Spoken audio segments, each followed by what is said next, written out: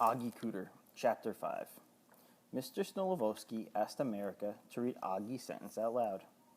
It says, "Someone is a ridiculous man, funny bongo," said America. Everybody laughed. "That's not what it said Oggie. You read it wrong." "No, I didn't," said America defensively. "That's what you wrote. Someone is a ridiculous man, funny bongo." More laughter. "That doesn't even make sense," said Oggie. "See," said America. "He agrees it doesn't make sense, and he wrote it." The whole class was really enjoying this. David Corbin laughed so hard he actually snorted. "Calm down, everyone," said Mr. Snolovowski. "America, please bring me Oggie's paper." America, holding Oggie's spelling test by the corner, carried it up to Mr. Snolovowski, who looked at it for a minute, then scratched his head himself. "I'm sorry, Oggie," he said, "but I'm having a little difficulty reading your handwriting myself. I'd like to hear what you wrote. Would you mind reading it to us?"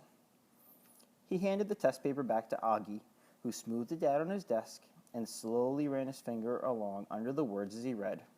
"Sunshine is a ridiculous name for a bagel." "That doesn't make any more sense than the bongo one," snorted Donica, who pulled out her lip gloss to apply a fresh coat, instantly causing Dawn and Hannah to do the same thing.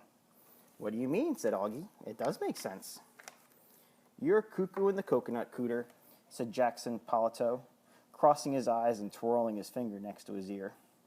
"If he calls his bagel sunshine, what do you think he calls his hamburger? Sweetheart?" David shouted out. Some kids were hooting and clapping by now. "Quiet down, please," said Mr. Snolovowski. "Let's give Oggie a chance to explain." Oggie was grateful for the opportunity.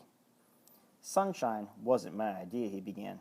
"My idea was raising the roof, because of the raisins." "Oh, isn't that nice? He's building a little house for his raisins," said Jackson. "No, I'm not," insisted Oggie.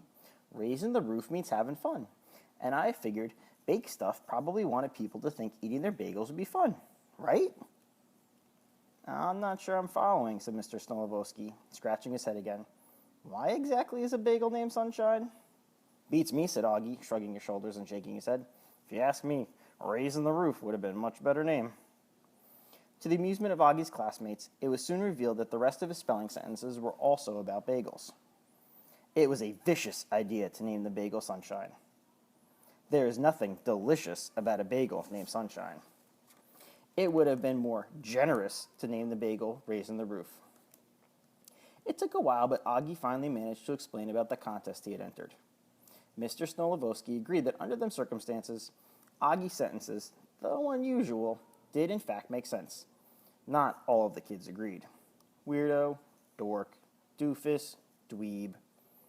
Oggie slipped his hand into his back pocket again and touched the cheese. But what did he ever feel like charving now? Donica Perfecto frowned at him and turned up her pointy little nose. Little did she know it would only be a matter of time before Oggie Cooder would be holding her ticket to Hollywood in the very same hand that he was touching the slice of American cheese.